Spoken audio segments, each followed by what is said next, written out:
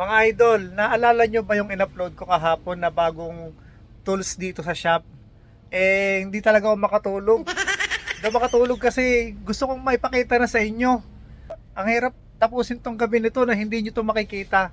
Kaya sa video na to, ipapakita ko na yung bagong tools namin ha. Oh guys, ito na ha. Walang kukurap. And 3, 2, 1, oy! Okay. Guys, alam nyo ba, sabay-sabay natin tong makikita dahil hindi ko pa talaga to binubuksan. Gusto ko sabay-sabay tayo mga idol ha. So ito papakita ko na sa inyo. Guys, ayan na! Grabe! Sheesh! Okay.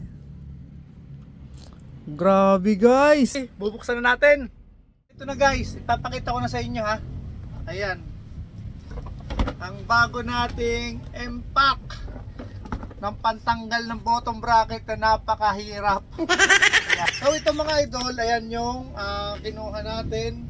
Inco na 42 volt max, 1 battery, 300 tools. Ayun nakalagay mga idol oh. Pipicturean ko na lang mga idol ha. Tapos ayan, ilalagay na lang natin dyan para mabilis na. Ayan, okay. Okay, unbox na natin mga idol.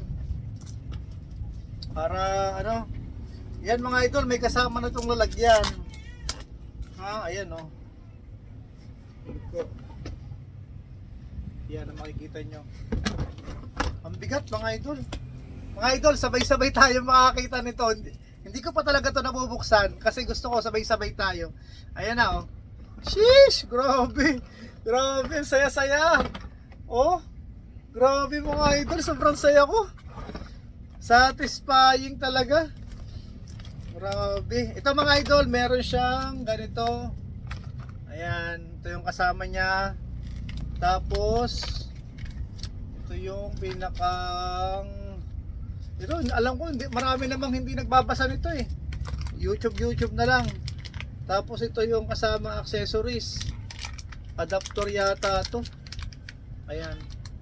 Yan. Sa mga susunod na mga video natin mga idol, papakita ko sa inyo yung pag ginagamit na natin. Tapos laki pala ng ano nito. Charger niya mga idol, ang laki. Ayun oh. Ito yung charger niya nakasama. Kaso nga lang ganito yung ano niya oh. Saksakan niya, yung bilog. Kaya kailangan natin ito ng adapter. Pero meron naman yung saksakan namin para sa ganito. Kaya okay lang. Pero kung bibili kayo, yan, kailangan nyo pa ng adapter dito. Ayan o. Mga idol. Tapos, okay. Ito pala. Pakita ko sa inyo yung likod. Ayan. 42 volt. 42 volt. Ito na mga idol, may kasama din siyang mga socket. 21.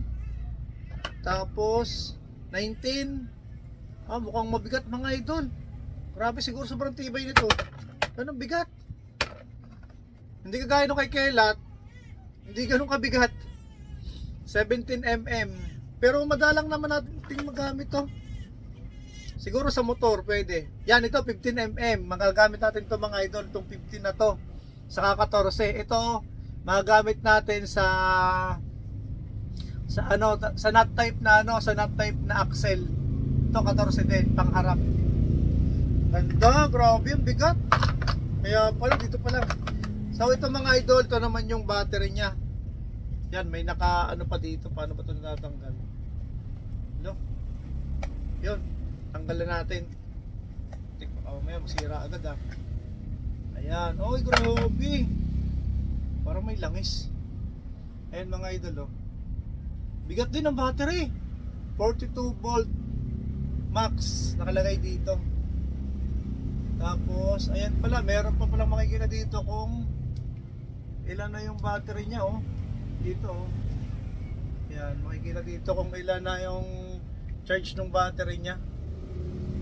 Tapos ayan, Inco 2.0. Ayan, oh, basahin nyo na lang mga idol ha. Okay. Tapos ito yung sa baba niya.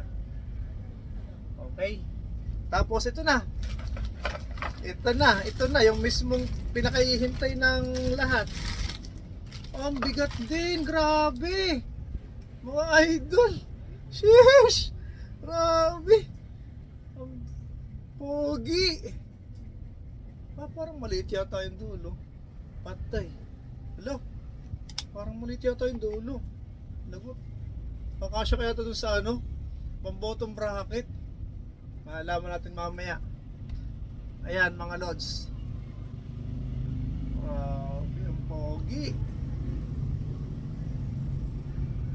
Grabe. Ayan. Tapos may mode pa dyan. Mode. High, medium, low. Low, medium, high. Ito may mode dito. Okay. Nakalagay ito for 60. Ayan. At ang kagandahan pala ito mga idol, brushless na. Sheesh. O, di ba? Okay. Testingin na natin. Huwag natin patagalin at nainip ang mga viewers. Okay, ayan na. Ayan mga idol, oh. Ay, may ilaw. Ayan, ito ba natin yan, oh. Smooth na smooth. Oh, smooth na smooth. Narinig nyo ba? Grabe mga idol. Bukas matitesting na natin to.